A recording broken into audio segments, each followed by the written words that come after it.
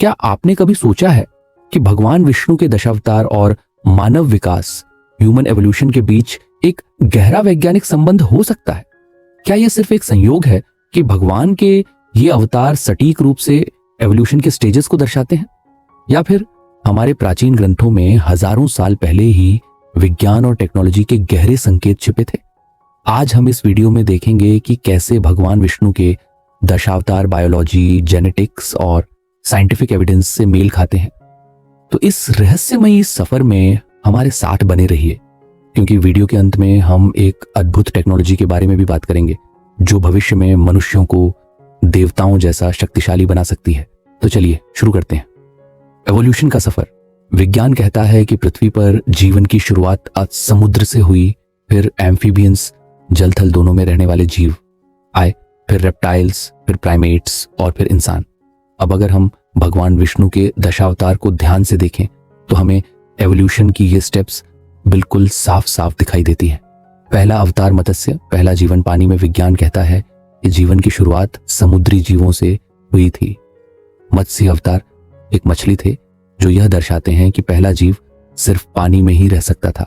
Scientists का मानना है कि 3 अरब 500 करोड़ साल पहले सिर्फ बैक्टीरिया और समुद्री जीव ही मौजूद थे। क्या यह सिर्फ इत्तेफाक है या प्राचीन ज्ञान का प्रमाण? दूसरा अवतार कूर्म, एम्फीबियंस का द्वार, कछुआ पानी और जमीन दोनों पर रह सकता है, ठीक वैसे ही जैसे एम्फीबियंस, मेढक, सैलामेंडर विकसित हुए थे। विज्ञान कहता है कि एम्फीबियंस पहले जीव थे जो पानी से जमीन पर आए। क्या हमारे अर्शियों को पहले से ही पता था कि एम्फीबियंस एवोल्यूशन का अगला चरण है? तीसरा अवतार वराह, जमीन पर पहला शक्तिशाली जीव। वराह एक जंगली सुअर थे जो दर्शाता है कि अब पृथ्वी पर मजबूत स्थलीय जीवों का विकास हो चुका था। विज्ञान के मुताबिक इस दौर में रेप्टाइल्स और मैमल्स का जन्म हुआ। चौथा अवतार नरसिंह, आधा मानव आधा जानवर। यह अवतार एवोल्यूशन के उस दौर को दर्शाता है जब प्राइमेट्स यानी बंदर जैसे जीव विकसित हो रहे थे, लेकिन वे पूरी तरह इंसान नहीं बने थे। क्या यह डार्विन की मिसिंग लिंक थ्योरी का प्रमाण हो सकता है? अगर यह सिर्फ कल्पना होती तो ये पैटर्न्स इतनी सटीक क्यों होते? पांचवां अवतार वामन, इंसान का प्रारंभिक रूप। वामन अवतार एक बौने इंसान के रूप में आते हैं जो दर्शाता है कि इंसान छोटे कद से विकसित होकर विशाल सभ्यता की ओर बढ़ा। यह इवोल्यूशन के होमो इरेक्टस और निएंडरथाल्स जैसी शुरुआती प्रजातियों से जुड़ा हो सकता है। क्या भगवान विष्णु के अवतार होमो सेपियंस के विकास को दर्शाते हैं? अगर आपको ये पैटर्न्स दिलचस्प लग रहे हैं तो इस वीडियो को लाइक और शेयर करना ना भूलें। अगला पड़ाव मानव सभ्यता और टेक्नोलॉजी का विकास। अब जैसे जैसे इंसान आगे बढ़े वैसे ही भगवान विष्णु के अवतार भी और ज्यादा मानवीय और टेक्नोलॉजी फोकस्ड होने लगे। छठा अवतार परशुराम, अस्त्र शस्त्र और युद्ध की शुरुआत। यह अवतार प्राचीन हथियार और युद्ध कौशल का प्रतीक है। विज्ञान कहता है कि इंसान ने टूल्स और वेपन्स बनाने शुरू कर दिए थे जिससे उसने जानवरों पर जीत हासिल की। सातवां अवतार राम, सभ्यता और समाज का निर्माण। भगवान राम न्याय और धर्म के प्रतीक थे। यह इंसानी सभ्यता में कानून, एथिक्स और समाज के विकास का प्रतीक हो सकता है। आठवां अवतार कृष्ण, विज्ञान और राजनीति का युग। भगवान कृष्ण की गीता में हमें व्यवस्था, राजनीति और ज्ञान की बातें मिलती हैं।